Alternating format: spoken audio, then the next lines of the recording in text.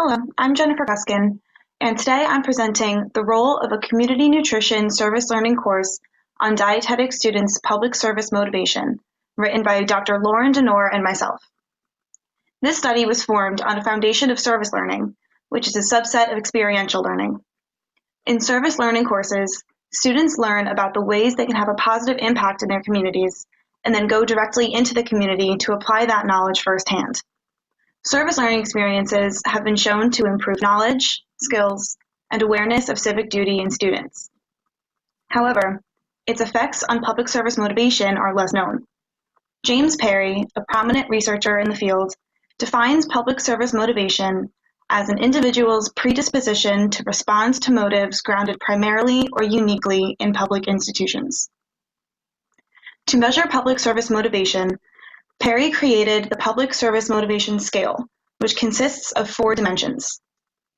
The first dimension is attraction to public policymaking, which is the excitement and self-importance one feels at the notion of formulating public policies. Next is commitment to the public interest, defined as the altruistic desire to serve the public. Third, compassion is the often emotional urge to protect the needy.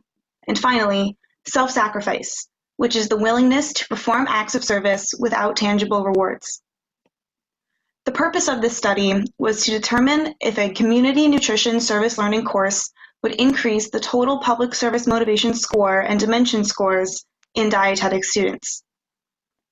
The service learning course that was evaluated, entitled Applied Community Nutrition, was a required dietetics course taught at a public university in the northeastern United States between 2016 and 2019.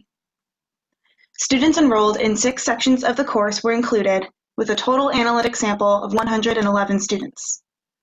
The students were required to complete 14 hours of service during the course, and these service learning experiences varied to include activities like bagging food items at a community food bank, conducting supermarket tours and food demos, and developing a nutrition assessment resource guide for a healthcare coalition. Students completed the 24-item Public Service Motivation Scale at both the beginning and the end of the semester. Each item in the Public Service Motivation Scale contained a statement to which students responded on a 5-point Likert scale, where 1 represented strongly disagree and 5 represented strongly agree. To compare the pre- and post-test results, paired sample t-tests were used to determine changes in the total scale and dimension scores. As shown in the demography table, the sample was comprised primarily of female white upperclassmen who have not lived in households receiving food assistance. Our results indicate that students reported a statistically significant increase in their total public service motivation scores, as well as their dimension scores of commitment to the public interest, compassion, and self-sacrifice after participating in the course. The 4th dimension, attraction to public policy, also increased among students, but this increase was not statistically significant. Overall, these results show that a community nutrition course encompassing service learning experiences can increase dietetic students' public service motivation, particularly in the areas of commitment to the public interest, compassion, and self-sacrifice. When considering the limitations to this study, further research can adjust the intensity, duration, and/or type of service learning to determine the effect that these variables have on public service motivation and each of the composite dimensions. In light of the attraction to public policymaking results, it would be interesting to explore the reasons why dietetic students scored the lowest in this dimension, both before and after the course. Given the current pandemic environment, an additional area of interest for us includes learning more about virtual or remote service learning options and how those might affect public service motivation differently than traditional in-person opportunities.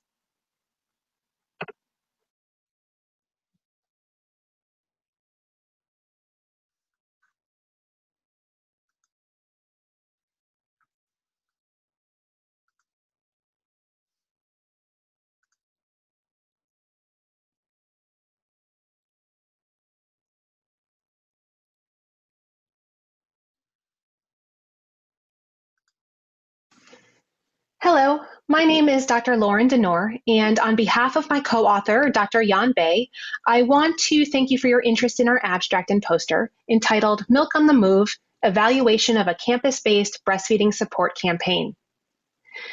To provide some context around our campaign, results from our prior work on college campuses suggest that having a safe place to store pump equipment, experiencing other people's approval of pumping human milk, and having access to a private space for human milk expression are three important determinants for students and employees to pump on campus.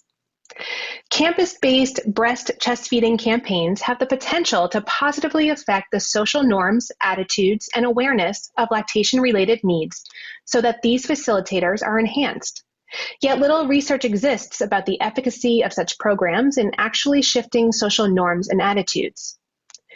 In response, we sought to design, implement, and evaluate a multi-pronged campus-based lactation support campaign. Our campaign, called Milk on the Move, or MOM for short, was designed to positively affect attitudes, knowledge, and awareness of breastfeeding, human milk expression, and the lactation supports available on and off campus. The results from our former work informed the development of this campaign, along with best practices identified from prior research. The one-month MOM campaign included multiple strategies, some of which are pictured in our poster. For example, we posted informational signs adapted from the Ready, Set, Baby 2015 resource by the Carolina Global Breastfeeding Institute, which you can see in the third photo from the left in the lucite stands. Members of our research team also developed additional signage, such as the one on the very right. These signs were posted all over campus, and in addition, a specific sign was created for the lavatories to let people know that lactation rooms were available and that milk expression need not occur in the bathrooms. Additionally, we offered faculty sample language about lactation rooms and the university's lactation-related policies that they could incorporate into their syllabi. We contributed to the updating of the campus's lactation website to include all available lactation rooms, their available times and contact people, and links to additional lactation-related resources.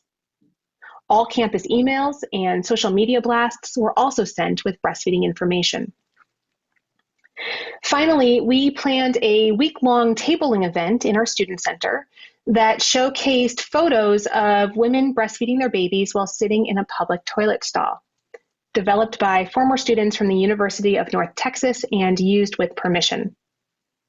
These can be seen in the first two photos from the left. Surrounding these photos were lactation-related facts derived from the signs we hung up around the campus, along with interactive features like a test your knowledge section and a poster asking passersby to indicate whether they were breastfed as infants.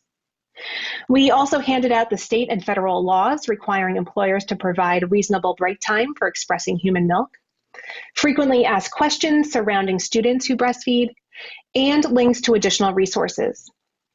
Last, we distributed buttons of our MOM campaign logo and nipples of various skin tones, which you can see in the second photo from the right. To evaluate the campaign, we used a pre-test, post-test design. The survey was developed based on the theory of planned behavior and pilot tested prior to the baseline survey. All current students and employees were invited to take both surveys, which were administered using Qualtrics approximately 1 month before the start of the campaign, and again 1 month after the end of the campaign. All responses were anonymous, and participants were asked to create a self-generated identification code so that their data between both surveys could be linked. Participants' responses to each survey were then compared using paired t-tests, and regression analysis was used to identify the most influential factors for the intention to support breastfeeding in public at both time points. What we found was that a relatively small sample of 78 participants completed both surveys, and that the majority of our participants were female, white, non-Hispanic, single, non-parents, and were breastfed during infancy. Among our sample, participants' attitudes were the most influential predictor of their intention to support breastfeeding on campus, both before and after the campaign. Additionally, the Mom campaign significantly improved subjective norms, though the intention to support public breastfeeding remained unchanged. So our findings suggest that future campus-based efforts should focus on changing attitudes in order to better enhance students and employees' intention to support public breast chest feeding. Evaluation of similar campaigns on other college campuses will also further inform this work. Thank you so much.